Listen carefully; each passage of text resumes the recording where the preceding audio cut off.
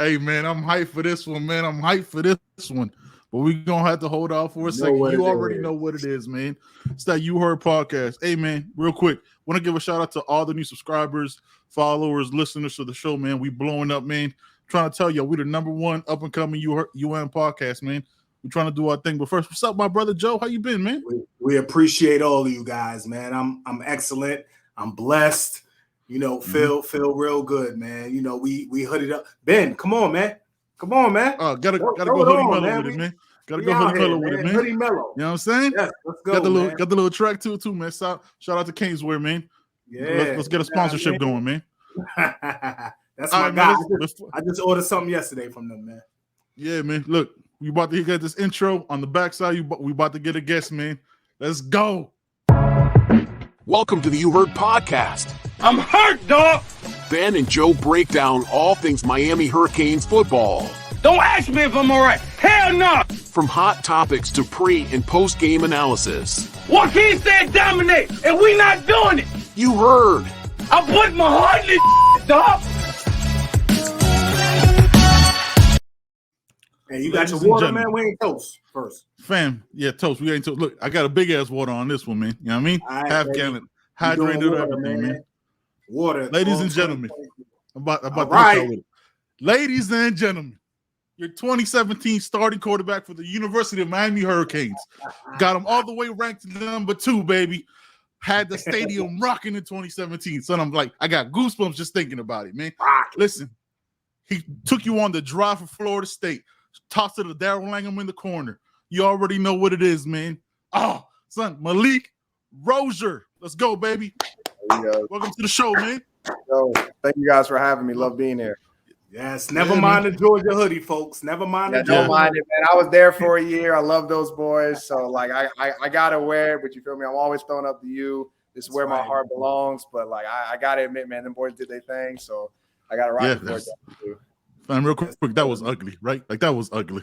Oh, I knew it. Like, I literally almost put like $500 down. I was like, you know what, Malik, don't be sports gambling right now. Like, kind of lay off of it. But I called it last year. They were going to win it again. I was like, the only team that has the firepower be Bama. Once I realized Bama didn't make it, I didn't think anyone was going to beat them. Actually, the Ohio State game was a lot closer than I thought it was going to be.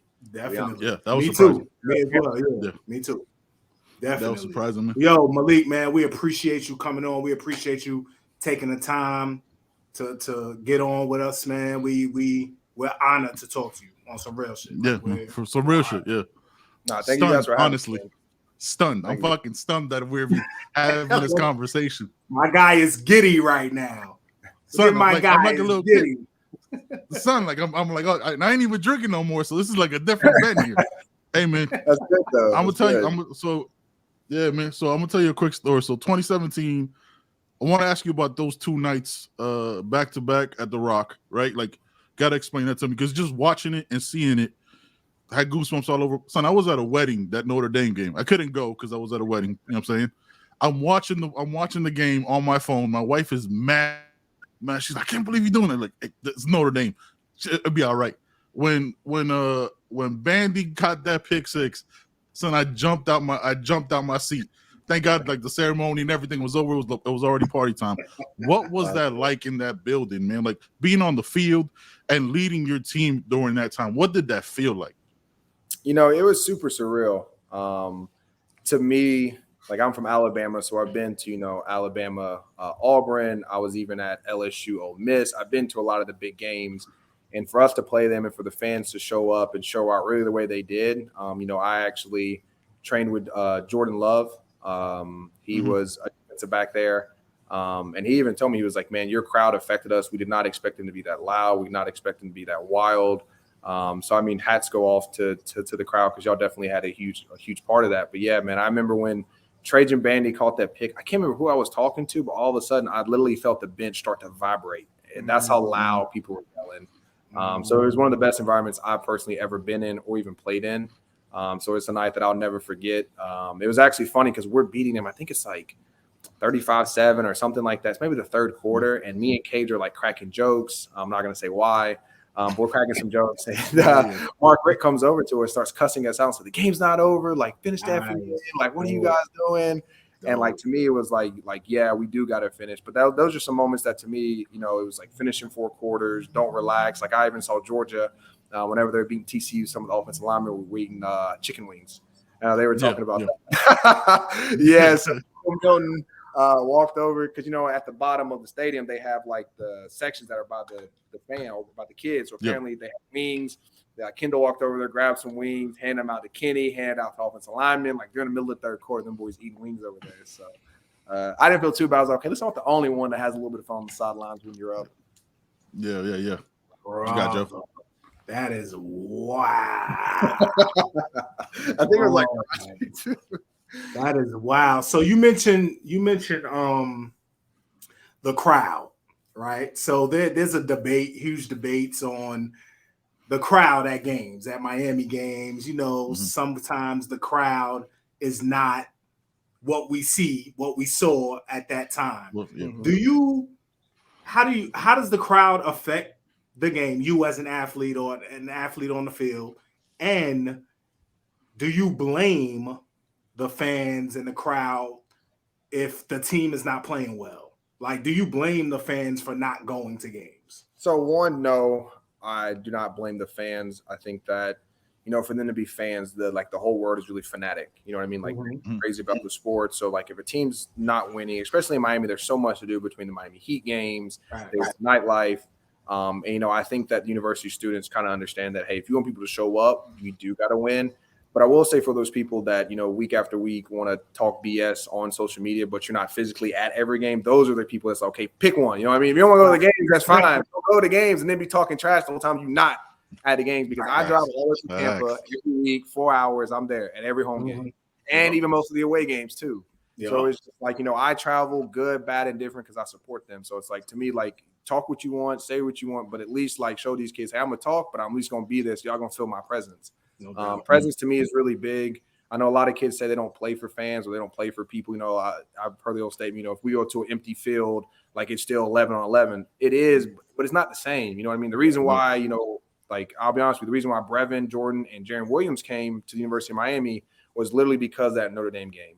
They felt the energy, they felt the passion, they felt the love, and that was something that, to me, just needs to be consistent. Like, we understand what Mario's trying to build, and to me, it's not even saying, okay, we're not going to, not saying we're going to accept losing, but we support kind of what we're building. Like, you guys see the money that UM is pouring into these kids. You guys see the coaching staff that UM is trying to bring here. So it's like, it might not be fixed this year, but don't wait 3 or 4 years now to finally jump on board, whether you're a Miami fan now or not. It's like, be there, support them, because it doesn't matter if Georgia's playing someone big or small. They're there. It doesn't matter if Alabama's playing someone big or small. They're there. Go look at their spring games. Like, sometimes Georgia and Alabama spring games have more people than our actual football games.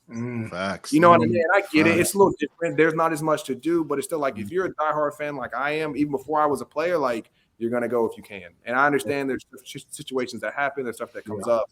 But, I would tell you guys, at least from the Virginia Tech and Notre Dame game, you guys definitely gave us a huge boost of energy. Like, I remember walking out and literally getting like chills through my body, because from the bottom of the stadium to the top of the stadium, there was lights, there was fans, there was people. And it was like, I've never been, at least in a Miami game, where it was like sold out like that. So it was a very unique feeling. Dope. Yeah, I think those 2 games were like the essence of the Orange Bowl coming in. You know what I mean? Because like I'm saying, like, Orange Bowl got torn down years ago. I remember going to games there, and you felt the whole building shake, and like you could feel the stadium shake as a fan, right? Like, as a fan, just watching like the games at the Rock those nights. Hey man, so you mentioned, you know what I'm saying, being from Alabama, we know you from Mobile. You know what I'm saying? We did a little bit of research. Shout out to my guy Joe. You know what I mean? Like, so what made you decide from Mobile, Alabama to come to the U? Like, what was that process like? Like, overall, like, what's recruiting even? Like, what's the process as a recruit? Because, like, you see all of us, like, having our 2 cents and shit. Like, oh, he should do this, he should do that, telling, like, other people know how to make their decisions. But, like, what made you decide to go to the U? Like, what was that whole process like, recruiting overall? What's it like as a high school kid from Mobile, Alabama? Yeah, I would say the process now is a lot different than the process when I was there. For me, I was born in Tallahassee, Florida. Family was split, so dad was a Miami fan, sisters and stepmom were FSU fans. So I mean, my dad raised me right from the top. I knew I was going. I've always said if I ever got the offer from Miami, it was done. And one thing that really helped me kind of push was that, James Coley and Al Golden at the time gave me the ability to play both baseball and football. So my freshman year, I played baseball as well, which was huge for me. Just the opportunity and the trust of a coaching staff to let a quarterback go in and play baseball, because that's hard. A lot of the teams that I talked to didn't want me to play baseball, or at least give me the chance to at least explore my option. They were like, no, it's football or it's nothing. And so Miami was the school that accepted me for both baseball and football. So that really helped. And for me, it was simple. It was actually when I talked to my podcast, whenever I was being recruited, it's a picture with me, Coley, my mom, and my dad by the fountain. We're taking a picture. That's it. We walk in, we have a little dinner. We're done. Now it's the best hotel. It's dinners. There's a whole movie. They got animation. They got big chains on. Like, they literally strip down basically the locker room. It turns like a basically miniature movie set. And so how recruiting has changed. Like, I mean, I saw the University of Florida, they were pulling up like Lamborghinis and stuff. You know what I mean? It's that flashy kind of like in your face, which to me, that gets you kids, but it always doesn't attract the right kids. Right. To me, that's something that, people talk about. And I think that's where your recruiters, the people that you pay to go out there and recruit, that's their job to dig into these kids. That's their job to figure out, are they here for the flashy or if they here to actually play football? You know what I mean? Right. And I feel like, at least when I was growing up, like, I'll be real with you guys, when we were at Miami, there was no nutritionist. We ate Denny's for breakfast. We ate out of a closet. You feel me? So it wasn't flashy. It wasn't nice. We didn't have – it was like you were there for football. We didn't have an indoor. We were still outside on the turf. You know what I mean? It was just like they're like what they are now to when I went there is different. I bet you talk to like Brian McKinney, it's totally changed then too. So to me, I think that like you have the flashy, you give these kids what they want. Obviously, you don't want to, and I know it's a bad saying, but like I feel like, when you look at Clemson compared to how we used to be, they had all these stuff like waterfalls, multiple pools. Not that we're poor, but it's like you want to stay with the best. Also, you got to do a good job of weeding out like who's here to play football. And I think that's one reason why I really trust Mario, is because he is a football guy. Like that flashy shit is cool to him, but that's not what he wants. Like, he's going to find out if you play football, if you want it. And to me, I think that, we just got to have really good recruiters because Miami is a flashy city, so it's there. But still find the kids that, want to work day in and out. Yeah. What we do, you talking about recruiters, we definitely have really good recruiters in the building already. We do. And to me, I think that's the biggest thing. When I was at Georgia, their attention to detail, how much money they spend in recruiting, it was crazy. You know what I mean? And I loved it. And that's one thing that I know that Mario knows. Kirby and Mario both came from that saving tree. So he understands that recruiting matters. Like, I don't really care about play calling, because if my X's and O's are better than yours, it doesn't matter what I call. I call inside zone, outside zone, power, forward, slant, flat, straight. It doesn't matter, because they're just going to mush you off the ball. And that's literally what we saw with TCU. It didn't matter what Monkey called. You know what I mean? And so it's kind of that point to where I think that Mario's in the best spot, because he doesn't have to go far for any type of athlete. And obviously he's a hell of a trench guy. So getting defensive alignment, offensive alignment is his specialty. So I think he's in like the perfect spot to build what he wants to build. Joe, you up? Yeah. So going back to Alabama, growing up and playing baseball, what made you? So you played baseball, played football. Why did you choose football over baseball? Honestly, I would say the number one reason is physical contact. I love physical contact. Obviously, I'm not a soft person at all. I played through multiple injuries throughout my entire career. And to me, baseball was missing that contact. And to me, at least at quarterback, it's such fast-paced mentally because the game moves so fast. With baseball, it's more chill, it's more relaxed. To me, the only time I was mentally thinking was when I was at bat. And I just like football more, to be honest with you. So I love baseball. And actually, baseball wanted me to stop doing the summer sports to go do travel baseball. I couldn't do that. I was like, nah, I got to compete for football. Like, I'll stay here and hit. You know what I mean? And they knew I would work. Like, if I'm being honest with you guys, there were times when Tuesday, Thursday, Saturdays, I would do baseball and football. So sometimes we have like football practice in the morning, baseball games in the afternoon, or even during the week. I didn't have Tuesday, Thursday classes because it was straight sports. So like they would have to liquid IV me between football practice and baseball just so I stayed hydrated. So the work was there. It was just more about like, what I wanted to do. And I love football too much to give it up. Yeah. And no indoors. So you was out in that heat.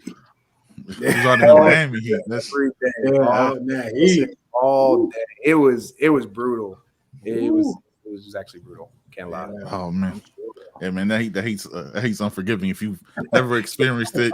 Like when you're on that turf, the turf is different. Like it's like 5 degrees hotter. Like my freshman year, I remember seeing Al Golden pass out, literally on the field, pass out. Wow. Yeah, that's crazy. Yeah, that heat's crazy over there. Yeah. All right. So I got some questions. Try to preface this. Trying to make sure I don't say the wrong things. You know what I mean? Like when how do I ask this question? When I'll ask something else. I'll ask the other shit later. When you're so now you work with quarterback. I had to flip it because I was about to go wild, son. I was. When That's fine. I mean, yeah, if I don't answer, I'll just tell you I ain't gonna answer it. Yeah. You know what I'm saying? Like working now you work with quarterbacks, right? You know what I'm saying? Like you work with TVD, you work with the staff, you work with these, like when now working with the quarterbacks and evaluating game tape and stuff like that. Like how does that process work now? Because like you were the guy making the calls before, right? Like is that become a challenge, taking the step back and being the guy neck? You know what I'm saying? Like, all right, did you see this, Tyler? Did you see this, Jake? Or did you see this, Jakari? You know what I'm saying? Like, do you work with them like the fundamental, like the steps? I know you work with, you know what I'm saying, with people in the thing, but like with the players, like how do you communicate with them to be more relatable, I guess? Yeah, so long ass question. One, I always ask them how they're coached. So like, I have a certain idea how what I think quick game footwork should be. I think it's a 2-step, but I know right now the University of Miami, they teach a 1-step. So I'm not going to fight you on that. I'm saying, okay, teach me. Okay, you do a 1-step. That's what we're going to work. You know what I mean? I'm not going to ever change something that the coach has already implemented. Because then they're like, I'm not the one that's going to get you to start. Like the coach is. Secondly, when it comes to play progression, I never ask them really like, why are you going there? But I'll ask them, hey, what is your read? So like if they're doing a pure progression, I'm not going to say, well, why are you working X? I'll say, hey, what's your read? Okay, I'm working boundary X. I'm working my tight on the out route. I'm working my cross to my dig. Okay, now let's see if your eyes did that. Okay, now let's see if your feet did that. And that's kind of the way I coach is it's kind of like understanding the purpose of the play and then seeing, hey, like what coverage was it? Okay, it was cover 2. Okay, that's what you thought. Let's see if it is. And it's just simple breakdown. You know what I mean? I don't try to teach them, hey, you should work this route. I don't try to teach them, hey, you should check this protection. I kind of leave it up to the coaching staff because I don't know their hots. I don't know their reads like that. But it's just more to me about fundamental saying, hey, is your left arm tight to your body? Hey, is your elbow dropping? Hey, is your shoulder lifted when you're trying to throw a vertical route? Or are your shoulder flat and you're extending your arm too high? So to me, it's just simple, just throwing mechanics. I don't really go too much into the X's and O's. I just like to ask them, hey, like, where's your feet starting so that I can say, hey, is your feet on target with your first progression to your second to your third? Facts. That's crazy. Did you see anything this season with TVD different than you saw last year that would point to anything struggle wise this year with TVD or Jake? I would say I've been around Jake. I don't know much about Jake. I know he has a great quarterback coach with Danny Hernandez. That guy produces a lot of quarterbacks. To me, I would say the biggest thing with Tyler is just comfortability. I felt like when we talked, at least in the first half after the Texas A&M game, he was just like, I know I can make it. He was just like, I just got to believe I can. That was one thing that I talked about a lot was that the confidence in someone walking in there and feeling like they can make every throw is big. Like, and to me, that was one thing about Stetson. Like Stetson Bennett, it doesn't have big arm talent, isn't above 6 foot at all, but he believes he can make every throw and he's going to make every throw. And it's just a confidence level. You know what I mean? It's that ability to say, hey, I know this playbook. I know the plays. I trust my receiver, so I'm going to make the throw. And to me, it was just a lot of that. And I hope that, this spring and this summer that they have more reps in the playbook. They have more reps in the offense. I hope that, I don't know how much they're going to tweak it, but I hope that, this offseason they say, hey, Tyler, what plays work for you? What plays in our system work for you? Now let's find different formations. Let's find different motions that keep the play the same, but make it to where it's a little confusing on the defense. So I think they'll have a good time collaborating, getting together. But to me, the biggest thing with Tyler is just trusting himself and trusting the people around him. Right. Let me follow up real quick, Ben. How does a new play, a whole new system, whole new offense play into that? Like for you play in, one offense and then the next year you're in a whole nother offense. Like the last league. Yeah, you know what I'm saying? Yeah. So it's a big difference. Like I would say that I think Tyler is going through the same transition that I went through from Coley to Rick. Right. So like James Coley to me is one of the best offense coordinators I've been around. He was definitely one of the hardest. But the guy he watched a ton of film. He didn't really care. He cared a little bit about reads, but he was more like just make a play. Like he would teach you progressions. He was like, hey, like if it's covered 2, you're going 1, 2 to 3. But if nothing's there, make a play. Like that was his big thing. Like change the game, make a play. Like he was all about, like extending plays. When Rick came there, it was all about perfection. Hey, throw the ball away, spike the ball, get it to a check down. It was totally different than how, James Coley was. And I remember my redshirt sophomore year, because of a lot of that, trying to make plays, trying to extend plays, I threw a lot of wild balls. Sure. And Rick came up to me and was like, dude, you're never going to play for me. Like, unless you change who you are and how you play, like you're not. And I think that's kind of the same transition Tyler was going through. Is I went from a guy like last year that was super open, super simple, high tempo. I love his offense. To someone that's more slow, more technical sound, more like, hey, you're going 1, 2 to check down. That's not 1, 2 scramble, make a play with the guy coming open deep late. It's just a little bit of a different offense. Right. So I think it's about him just being comfortable. And I have seen guys like Brad to Rick, which was James Coley, to Mark Rick, have to go through that same kind of adjustment of saying, hey, this is a new offense. Like I got to adjust to what my offensive coordinator is trying to do. Right. No doubt. Yeah. So with the James Coley thing, right? It's more so like instinctual. Like these are your reads, but make a play. Make sure you make something happen. When you have Mark Rick coming in, installing that Georgia offense and that Georgia mentality, he was more rigid, so it leaves you less of that creativity, right? Yeah. Like that kind of aspect. Yeah, like so kind of like makes you. Yeah, I'll give you guys a prime example. We played Florida State 2015. It was at Florida State. It was Rayshon Scott's last year. And if you guys go back and watch that game, and hopefully they have it far enough in advance, anytime Rayshon Scott was by himself, we had something called X menu, which is basically like, hey, anytime it's 3-by-1, Scotty's by himself on the boundary. Scotty would literally give Brad the route that he wanted to run. You feel me? Like that's how much freedom he had. So like if I walked up, and I think at the time it was like Derwin James was covering him because he was at defensive back. It's like if I want to run a slant, like Scotty would say slant. If I want to run a go, it's tapping my butt. You know what I mean? It was cool to see like you're trusting your players to make plays. Now, if they mess up, it obviously does look bad on you. But at the end of the day, like when you have smart guys that love the game, that bust their ass to study, I think those are the best offenses. You know what I mean? Now, obviously, you got to trust your guys. You got to make sure they're doing their job.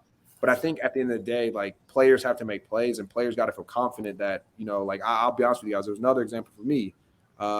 Virginia Tech, 4th and 1. We called a pass play. They showed 0 blitz, and I knew they were going to back out of it. I checked to inside zone. DJ Dallas was a running back. I run off to the field. I get cussed out for doing that. Now, they told me good job. They were like, good job. But if you would have failed, they like, you know what I mean? It's just like, yeah. Player trying to make a play.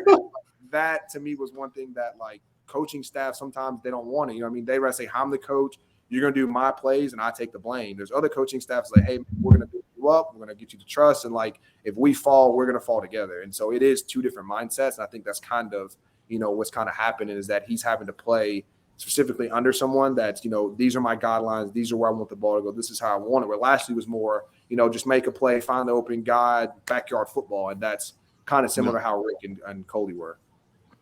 Okay. Wow. That's dope. That is so dope.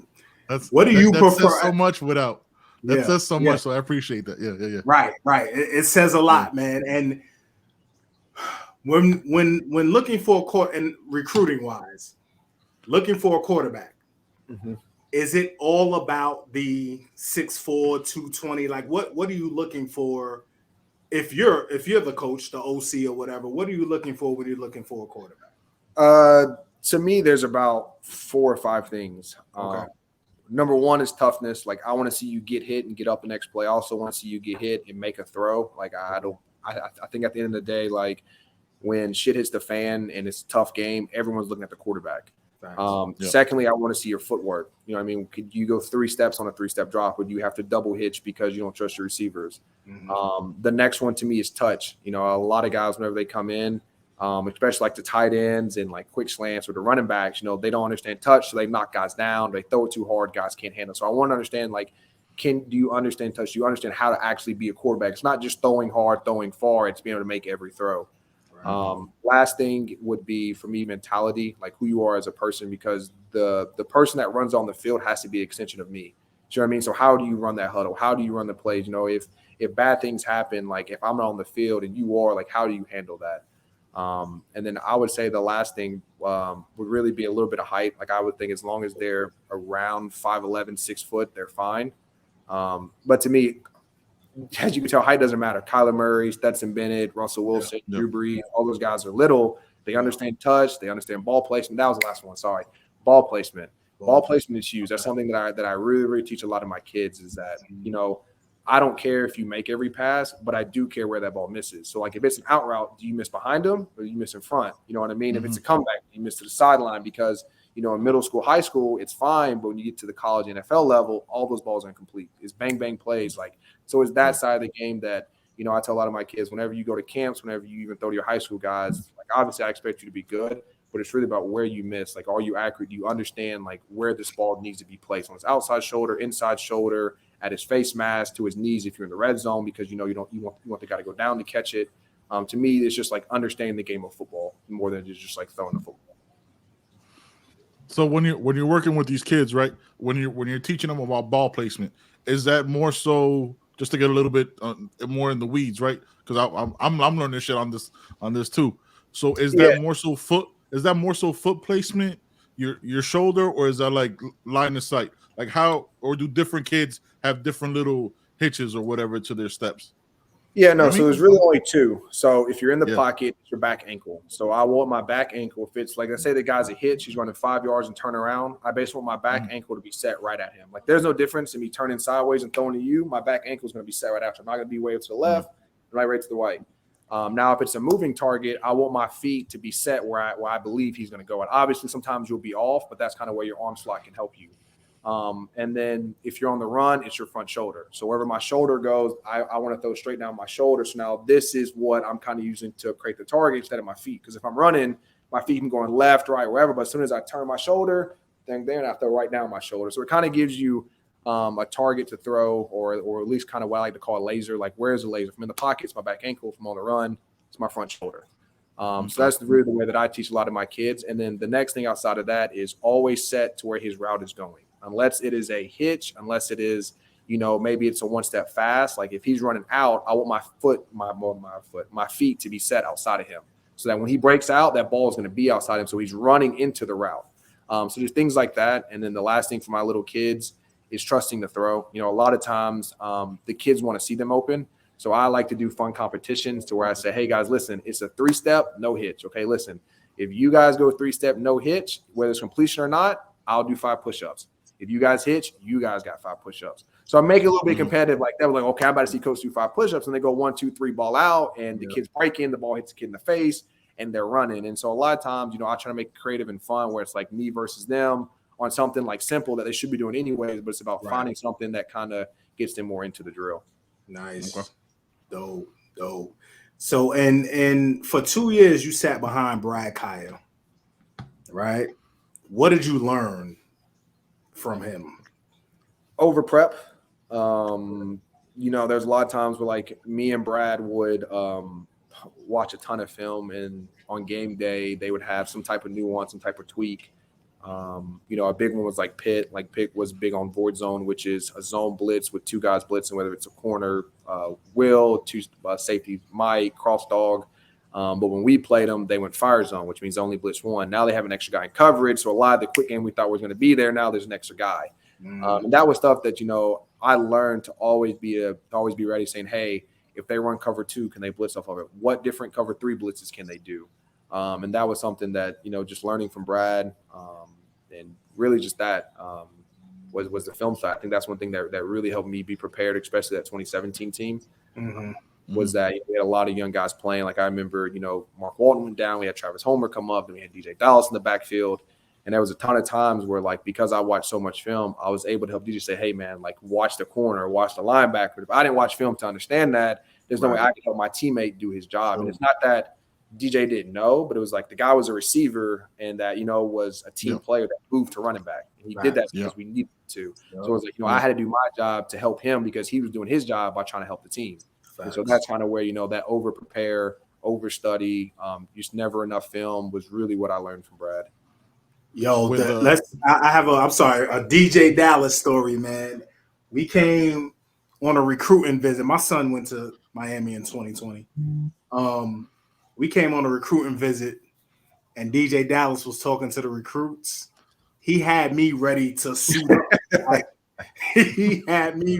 He's talking to the students and the recruits and the parents in a room, and his passion, man, and his love for the game and for Miami had me ready to suit up. Like, to this day, my wife is like, "Is DJ playing? Is DJ playing?" We watching the I'm a 49er fan. Okay. The damn Seahawks. You know what I mean? Well, we play him this weekend. 49ers play Seahawks this weekend. But, you know, we cheering for DJ, man, because, man, that guy, man, I love that kid, man. Yeah, great guy. To me, like one of the ultimate team players. I mean, the guy just wants to win. He doesn't care if he's playing defense, offense, special teams. And, you know, to me, you need more players like that. Obviously, the guy's super talented, but a lot of times I think you have talented players that don't want to be a team player. I think that DJ is a great example of someone that's talented and just like wants to win as a team player. No doubt, man. Yeah. Why is this the first time I'm hearing that DJ Dallas story? That's man. I feel like we could. You telling that story was like me at the beginning of this podcast. All giddy and you like sat up in your seat. You know what I'm saying? Like adjusted the hoodie. He had me in there like, yo, where do I sign? Like, I still got probably a year eligibility, you know, from 95, 96 up. You know what I mean? Let's get it. My guy Joe over here was our receiver. All right, man. I think you touched on something that kind of segues good into the next question I wanted to ask. Sitting behind Brad, you got to see how he prepared and how the game was faster, and you got that time in. I think for us as fans, right? Like there's not many players that got that time to rest because you had to be the leader for that 2017 team, right? Mm-hmm. That team was super young, starting freshmen and sophomores, kids that never got to sit back. How obviously it was important sitting back, but how frustrating was it seeing you don't have to call anybody out, you know what I mean? Seeing these freshmen that should have been sitting back, getting their bodies ready for the college game, and having to be thrust into be starters. And then not having anybody behind them, you know what I mean? And seeing kids transfer out and all that stuff. Like you got a benefit, I guess, of sitting back behind Brad that these kids didn't get. And it shows the difference, right? Because it showed your leadership skills on that incredibly young ass team in 2017. Yeah, you know, to me, that was it. I talked about it again a little more on podcasts. I'll bring up two guys. They're both at Georgia. One is JD Davis. Scotty says I said it wrong. So JD, because he hates when I say Davis after. So with JD was obviously a phenom. But I always say, you know, if that guy was not at Alabama or the University of Georgia, which is where he went to college at, he would have played probably 30 more snaps a game, which times 12 games is what, like, I don't know, 360 more snaps. Yep. You know what I mean? And so that's where you get guys hurt. That's where guys aren't as productive. That's where guys have low energy levels. So to me, you know what I mean? When you have a guy like that, but also comes back to kind of what we were saying, the freshman talent. So behind him was Jalen Carter. So you have a young guy that's talented that is not a starter, but he's able to come in behind someone and learn and still get playing time. And now if it's a big situation, I'm not relying on Jalen Carter. I got 6'8" JD Davis that is 3rd and 3. He hasn't played.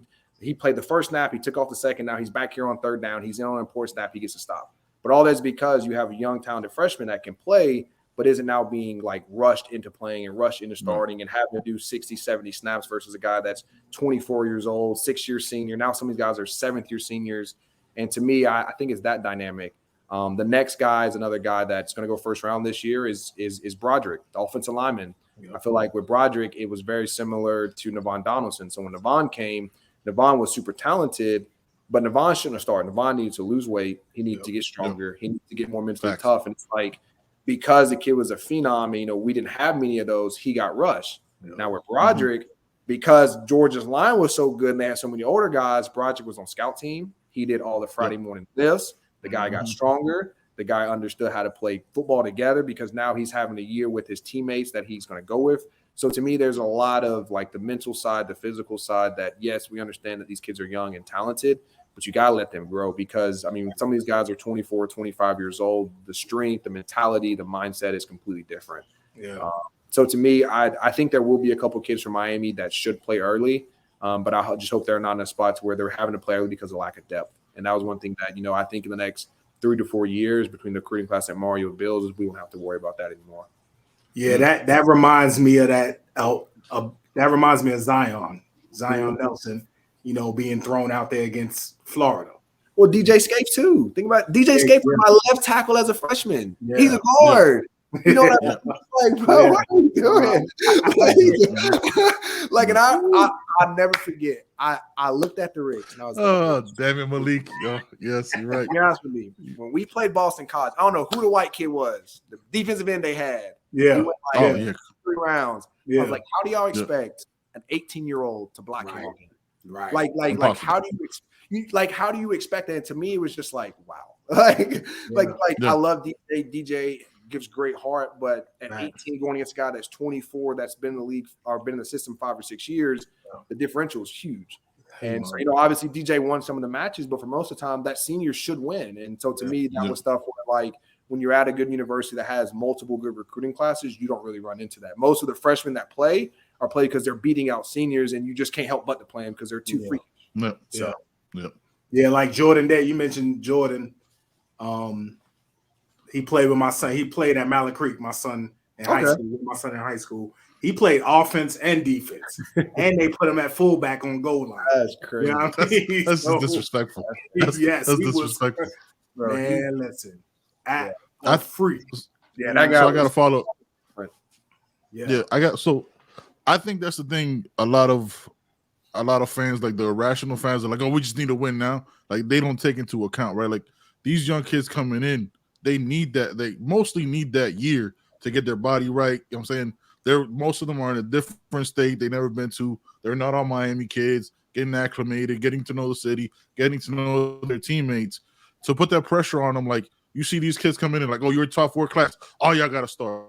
Every single one of y'all got to be difference makers. And if you're not, I'm done with you by game 3." Like, we see it all the time right on Twitter.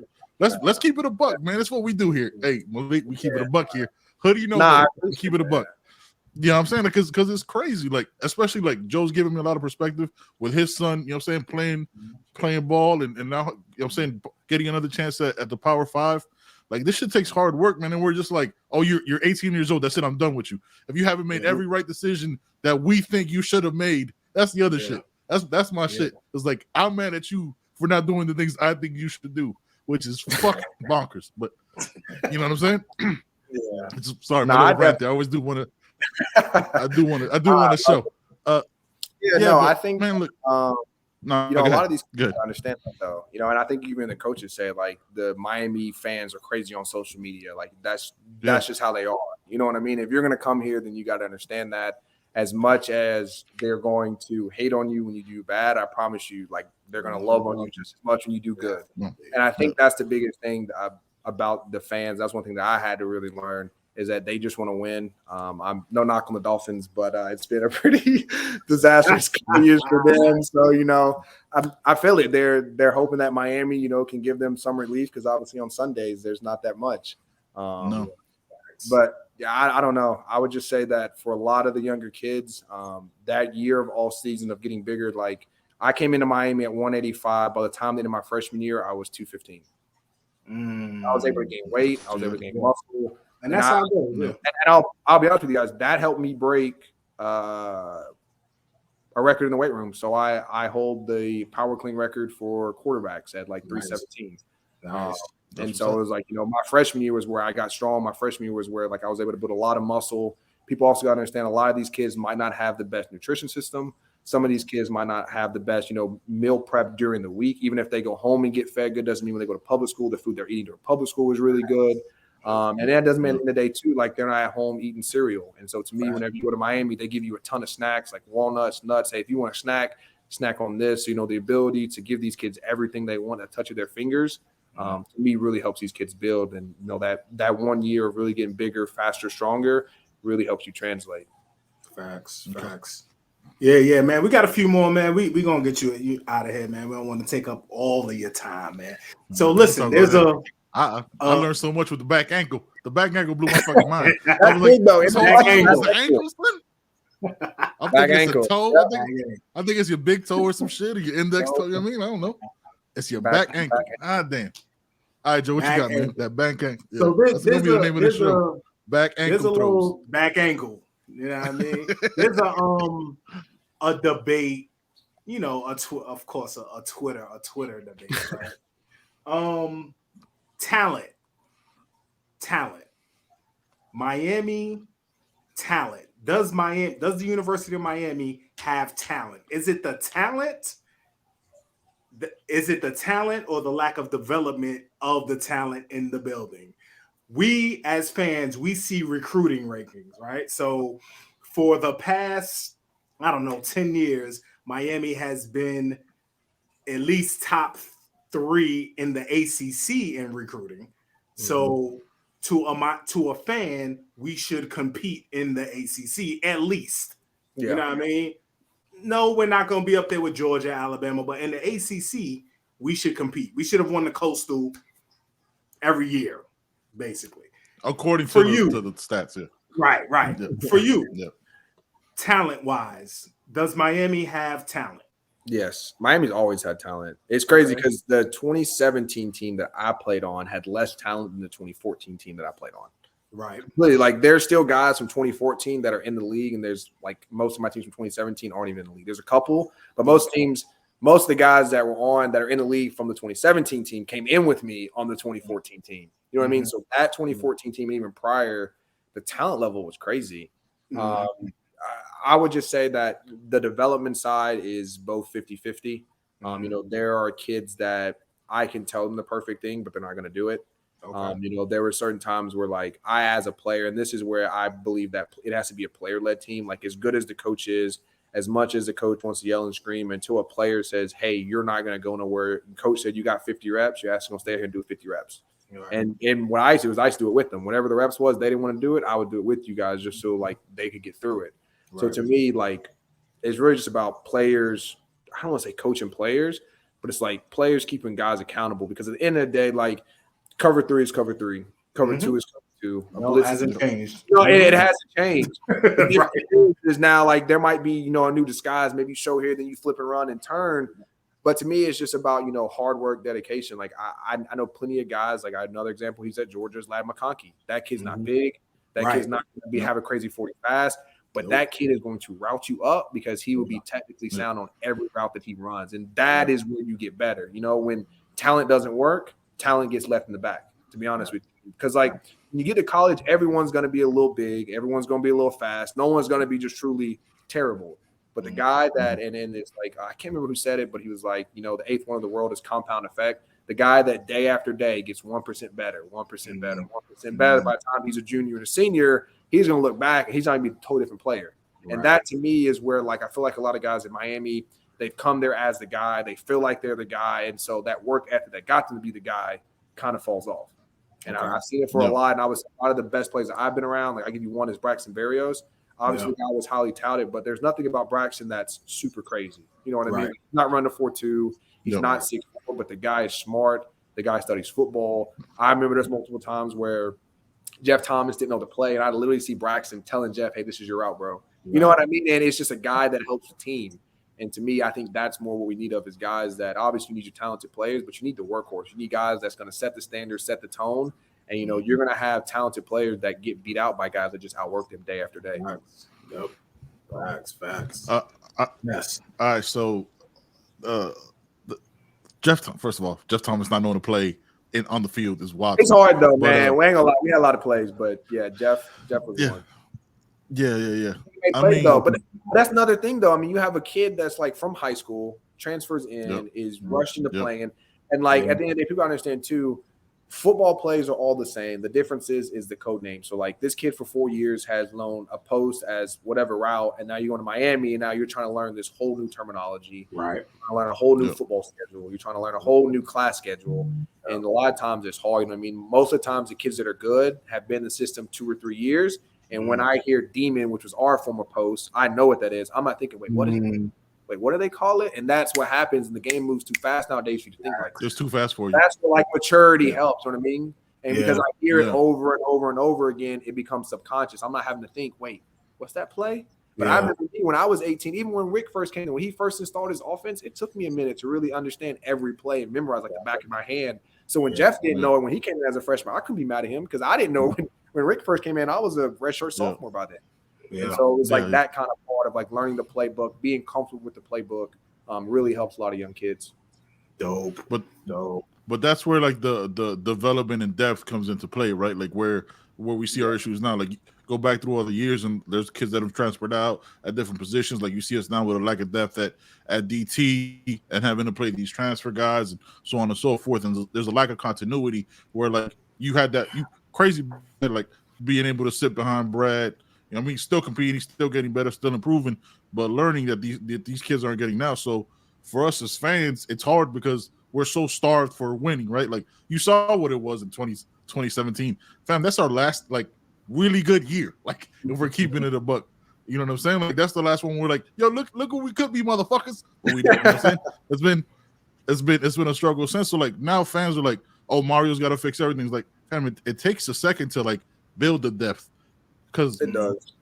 This is my my Manny Diaz thing here. He left it so empty that we don't really understand. Like I think the lack of relationships that he Yo, Malik, chill, son. Your whole you saw so energy change. I'm saying like look, us as fans. My son does the same thing, dog. My son does the same thing when I mention that name. Telling you. I think he's great to see. Just I mean that's the answer. That's it. Sometimes that's all you need to say. You know what I mean? Like, it doesn't need to. It's like you saw Malik shrunk and he's like, "Yo, fuck this." Like I don't want anything to. I don't even want to say that name. Yeah, we're not gonna go there. We're not gonna go there. Like associating him with Miami. Outside of being a defensive coordinator, I don't like associating him with Miami. Yeah, we're not gonna ruin it, man. Hey, let's end this on a bright side.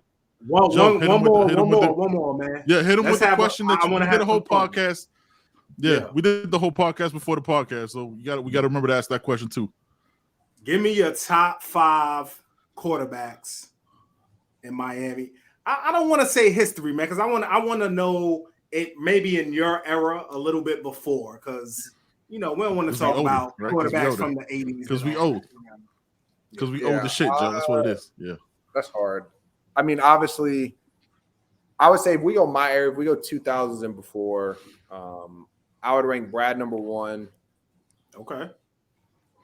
I'm sorry, I know people might be mad at this, but I gotta go Stephen Morris number 2. I think that guy. Stephen Morris was my guy, man. I love Stephen. Stephen Morris. Stephen Morris all day.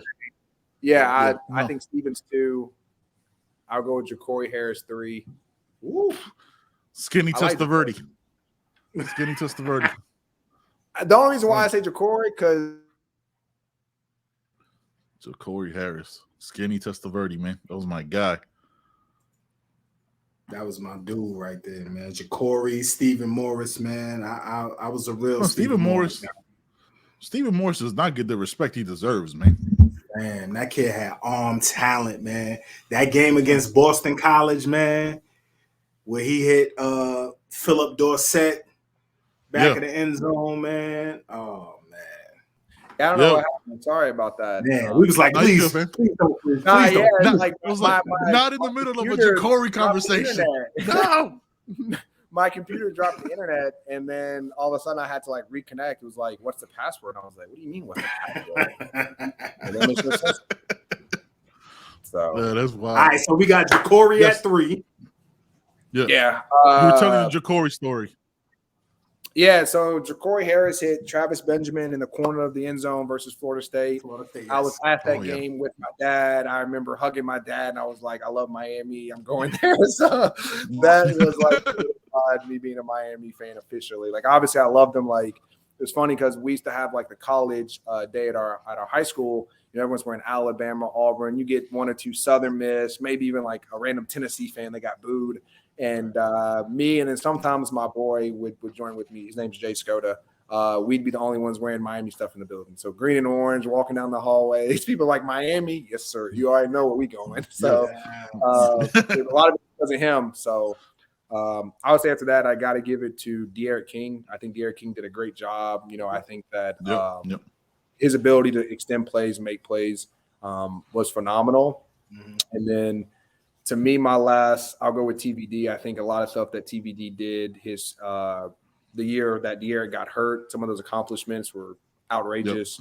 Throw for 300 yards plus for those many games and, win as many the freshman player of the week. I don't think that there will be someone that can do that for a very long time. So to me, those would be my top 5.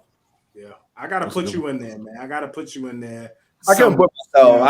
I can't rate myself in there. My top 5 that I've seen in a couple years. Yeah. No, I definitely put you in my top 5. You're my top 5 for sure. All right, appreciate you. Stephen Moore is in my top 5. We're not going down the whole. I put Kyle Wright in there. I thought he was.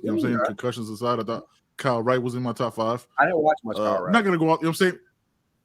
Kyle Wright was nice, man, but he just wrong place, wrong time type of situation. And just he had all the arm talent, came in. Highly talented, did his thing, but just things didn't align for him. Stephen Morris, no doubt. Ken Dorsey's easy. That's that's that's up there. That's an easy mention. That's an easy one. I didn't want to say Ken or Gino or any of those guys. Yeah, it's too easy. Man. So it's an easy one. Joe, you had another fun question. What'd you get before the whole skinny test? Nah, that was it. First of all, that was it. Greatest nickname in Miami Hurricanes history. I don't know if me and my friends made it up, but or became viral. I've never heard that before you said it. I've never heard that. Skinny Testaverde, man.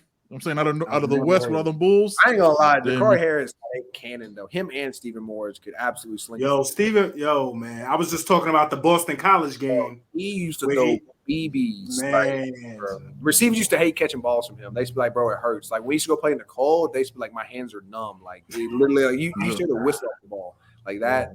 That guy had a cannon. And it looked so effortless too. It was like, how do you throw it 60 yards? Like it just came off. It was crazy when the camera does this shit when it like pans over where it has to like catch up with the ball. It was wild. Hey man, before we get you about Ja'Cory Harris commercial, did I not see a Ja'Cory Harris commercial? Man, he's a fire. Is he a firefighter? Firefighter, yeah. He's a firefighter. He's like up there though. He's like a chief or like a captain. Like he's up there. It was a commercial for something different though. It wasn't like a firefighter commercial. It was a commercial for something different. And it was on this weekend. Oh no! I'm in Charlotte, man, and I was like, "Look at fucking Ja'Cory." We getting out there. That's crazy. I love that. So I'm in Florida. I haven't seen a Ja'Cory Harris commercial. I need to find this shit on YouTube. Yeah, now. You definitely gotta like clip it, link it on Twitter or something. That's gotta be out there. I missed it. Hey man, before we get you up out of here, man, let us know about was it Millionaires Club, man? Because we wanted to make sure. We asked before, like, you don't got to be a millionaire to be in the club. Shout out to my guy Joe asking that question because I didn't want to ask you because my tax bracket ain't up that high. I mean, mine's not either. So we're all trying to get up there. Yeah, the point is really like a mindset. Obviously we want all these student athletes to at some point touch $1 million. So really the plan is at some point, whether you make it to professional or not, these kids are going to have to stop playing football. And so what we're trying to do is we're partnering with the university. We're actually working on that logistically now. And we're actually signed 16 student athletes to NIL deals, a little different than most traditional ones. So what we started off doing was we did 5 weeks of educational courses from like real estate to moving companies to just how to simply build a business. Like what is a cash flow? What is revenue statements? Like what goes into just any type of business. And then from there, we've had different events. So during Art Basel, we rented out Pilos. We have an end of the year dinner February 18th. And basically we have $100 NFTs. And what that does is that verifies that you have ownership. So it's a way to prove ownership. And we have different events with student athletes and you guys get to come as well as during the seasons. I'm at every home game. We have box seats. So food and drinks on us. We usually have like Amon Richards, Scotty will come this year. So I have Rayshon Scott, I'll have Cam Harris. I've had Evidence to Joku. I've had all type of different Miami guys come through. John Beeson came through one time. So I'm just trying to connect, student athlete, fan, and alumni altogether. And my biggest point is that, you know, at some point, these kids are going to have to either go into the workforce or create their own business. So it's really helping them kind of set their path. I've connected with some of the best people in the industry on different industries, from real estate to moving to franchising to music industry to gaming. And so that's really where, you know, I want to help these kids as they're in college really use their power of who they are to really network with people. Because to me, it's really about who you know, not what you know. Facts. That's dope, man. Appreciate you. Financial literacy, man, and anything like that. Anytime you want to help these young men, because I'm saying we talk about it on the show. I don't like calling anybody who makes a decision like this a kid. These are young men making these decisions and teaching them life after football and what to do, and just knowing that there's different avenues of income. Shout out to you, man. That's amazing. Now, though, like we had two guys, DJ Ivy and DJ Scaife. You know, they wanted to purchase an ATM machine and put an ATM machine somewhere. So you put in Miami. Mm-hmm. Anytime someone uses it, you get 3%, and that's theirs to keep. And so they hold it for 15 years. That can make them $10,000, $15,000, $20,000 just passive income. You know, and then what we're also doing is like with real estate, like we're teaching them commercial, we're going to teach them residential, we're going to teach them government real estate. So it's not only, you know, do I go into real estate? It's what different types of real estate are there? You know, even if you go into moving, like there's different ways to move people, whether you just do the trash, whether you actually move them, whether you're doing commercial moving where you don't even work with people, you work more with major companies that's shifting from one part of the country to the next. So that's really what we're trying to get them into, because I feel like books nowadays are outdated between how fast society moves and obviously technology. You want people that are very successful in the current space to teach these kids. Because I feel like by the time I read a book that was made in 2018, by the time I get out and it's 2025, that book's irrelevant. You know, those 7 years, things have passed, changed. Like I know the big thing right now is the AI bots, the AI chats. I was actually on Twitter and they're talking about ways for AIs to build out marketing plans, build out budgets, build out business models. Like you say, hey, I want to build, like you really say, hey, I want you to build me out a car wash business model. And it'll go through and it'll try to build out an exact model. So that to me is where the world's going to change, because by the time they get out, like there's going to be so much new technology that's going to help people nowadays. So that Chat GPT, that's it. Is crazy. Bonkers, fam. Bonkers. Crazy. Like you can have entire conversations. Like I'll tell you some shit. I made it write an intro and a rap for this podcast, and it did it. Like I was like sharing it with me, man. Yeah, I'm like, yo, man, like it'll turn it into a battle. It doesn't curse or anything like that, but it's wild. Like it tells you recipe, it tells you everything. Like to me, it shits on Google. Sorry, this is going up on YouTube. Get struck down. Well, they said Microsoft bought like 49% of it. Wow, fam! Like it was like for millions, but I mean, someone's gonna want to compete with it, but I think that open chat is gonna be crazy with the Chat GPT.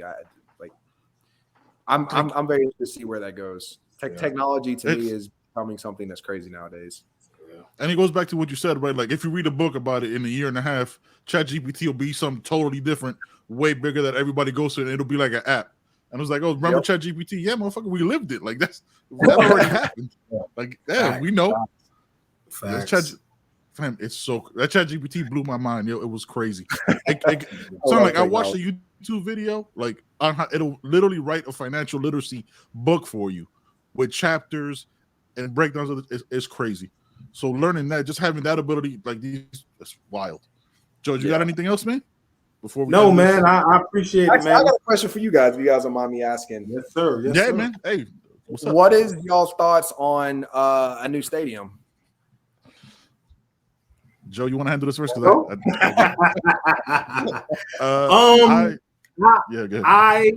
Me personally, I would love for Miami to have their own stadium.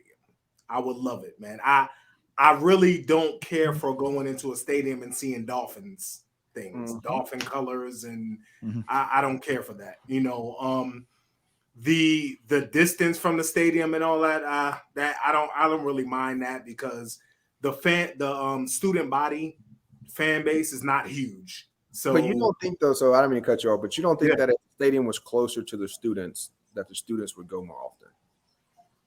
Now, I don't think that it'll be overwhelming. This is my biggest thing that I've said. When you go to Georgia games, I know like Miami games are crazy, but when you go to Georgia games, they're not that crazy. They're more subtle. The stands are packed, but you see a lot of older people there.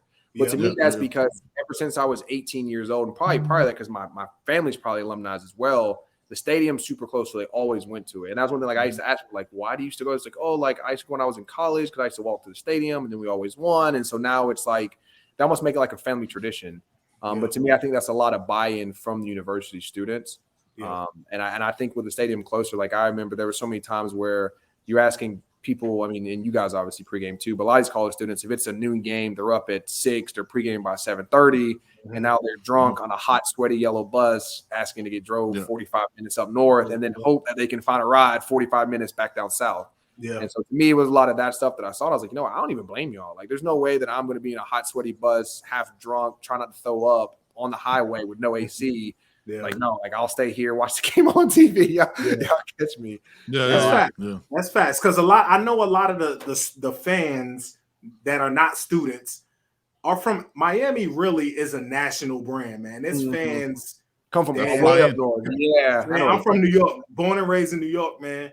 Miami fans since I was fucking 10 years old. You know what I mean? Yeah. There's a lot of Miami fans in New York. So, you know, where the stadium is at now, I know I've heard a lot of people on Twitter say it's a perfect location for them because they may live up north or, you know, it's not far for them, you know. But me personally, I would like Miami to have their own stadium. You know what I mean? Definitely. If it's closer, no doubt. They're talking about the Tropical Park. No doubt. That'd be fantastic. I think that'd be perfect. Yeah, because that's like a 15, 20-minute bus ride.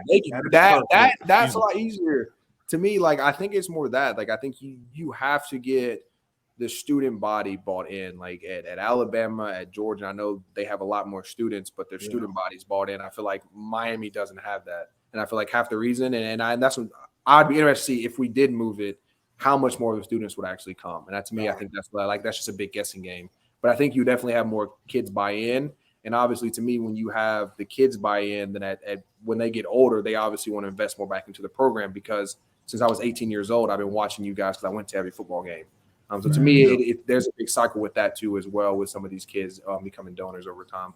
When I win this Mega Millions, we definitely gonna have a stadium. You know what I mean? When I win the Billy, when I win the Billy, instead of Billy, right? We definitely yeah, it's crazy. You and John Ruiz can finally tag team that, huh? Oh yeah. Both y'all millionaires. That's my first call. You know what I mean? Hey, Johnny, exactly. Where do I invest? Yes. With the stadium thing, I think it does make sense to move it just for the student body thing, but that Georgia stadium's been there a long time, so that's it's been there for forever.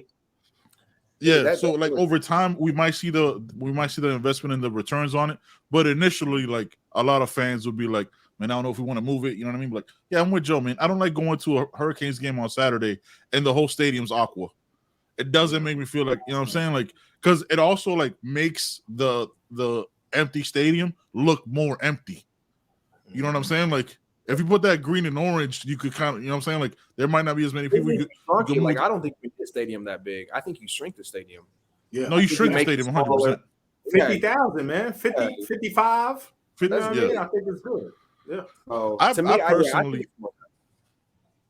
I personally think just kick the Marlins out, you know what I'm saying, sell them, and then just, you know what I'm saying, flip that whole stadium over. Yeah, it's already there, restructure it. You know what I'm saying? Like, it's the structure's already there, paint it. You know what I'm saying? It's already there. That's the home. That's the burial ground of the OB. That'd be the perfect area to have it. Facts. Yeah, I don't like the Marlins anyway. Like that, I could care less about them. So they could just go to like Montreal or some shit. Somebody. Yeah, I don't think there's many people in Miami that really care about the Marlins. To be honest with you. So yeah, they can go ahead and go, man. The Montreal Marlins. That sounds good, man. Montreal Marlins. I don't think they even got Marlins up there. Go to Fort Lauderdale. Can they go up there? Like literally anywhere.